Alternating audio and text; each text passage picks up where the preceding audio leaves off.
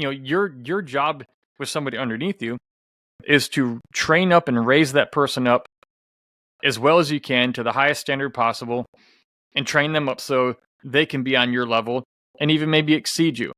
So when you have someone leading you, it's a lot easier because you have someone to go to. You have people around you. You're not alone. But also, what would happen to the person below you that you've been training up if you just ended it all?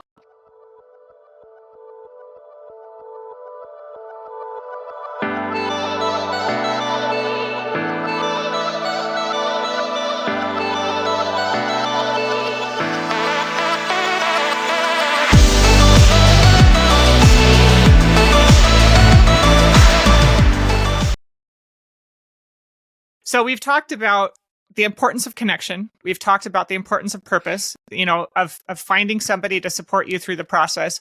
What are other things that you have found have been important in developing resilience and being able to handle these kinds of challenges for yourself? Yeah, when I go speak on this and I teach workshops on resilience, my three things we've kind of touched on them lightly, but to recap them maybe in a more organized manner for my sake, I talk about the three things I had present in my life that allowed me to get through what I did go through. And I say relatively quickly, because even though I struggled and got, like anyone would, it almost wasn't the hardest thing I'd ever done.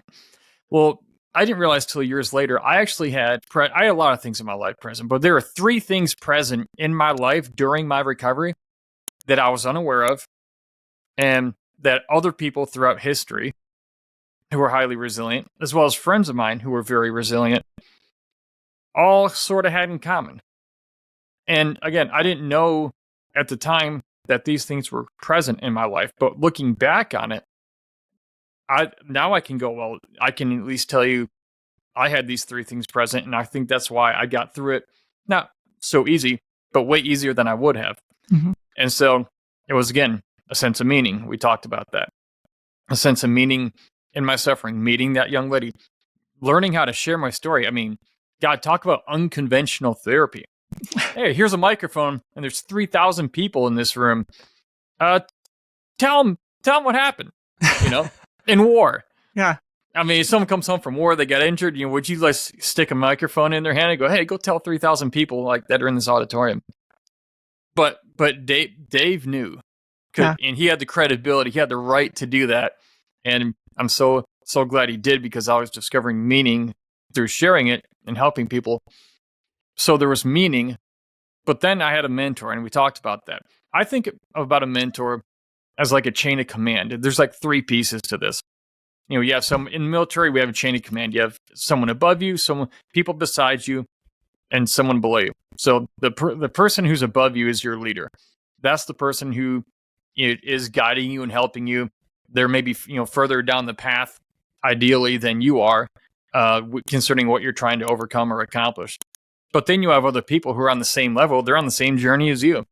If you're in an AA meeting with 5 other people in AA for trying to overcome alcoholism, those are the people, those are your peers. They're beside you. They're on the same journey. And even though they're not in front of you or ahead of you, they can still offer valuable insight from their experiences. And also the fact that there's community, that you're not alone. Yeah.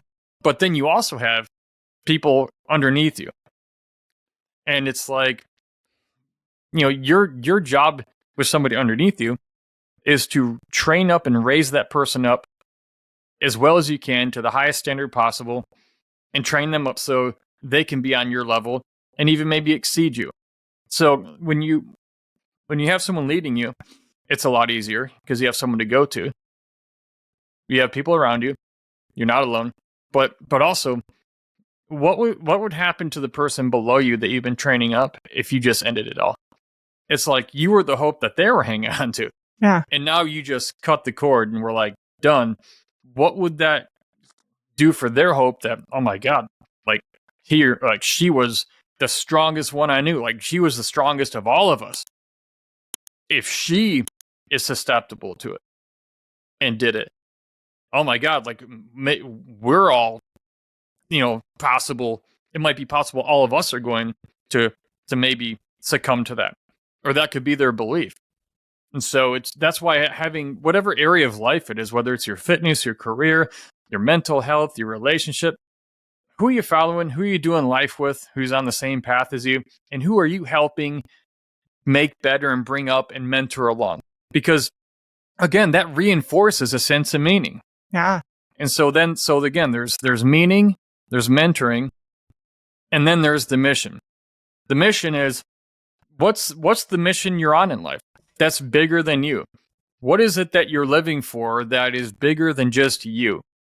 And again, when I started speaking, like booking speeches, the process sucks. You get a lot of no's. Yeah.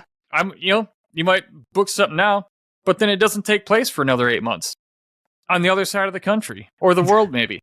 And so, I mean, it's a very, unique business game. But the mission is like every time, like, I mean, I've slept in airports, I've slept lots of hotels, delays, all kinds of stuff. But that 1 hour on stage, that 45 minutes on stage, combined with getting to mingle with people afterwards, talk to them, hear their stories, how what I said helped them or help them find a breakthrough in their own life, that became the mission. Yeah. So I had to do all this other stuff to make the mission possible. And I hate a lot of the work that's required. I absolutely hate it. I outsource it as much as possible. Yeah. Because my best and highest use is getting on the stage and doing my thing. Yeah. It's not handling logistics and all that, but I'm not above it. But that takes away. So think about in your life, anyone listening, do you have a sense of meaning? And if not, what are you going to do to start maybe looking at maybe how can I find meaning, or how can I create a sense of meaning? How can I do something with my story that is helpful for other people in some way?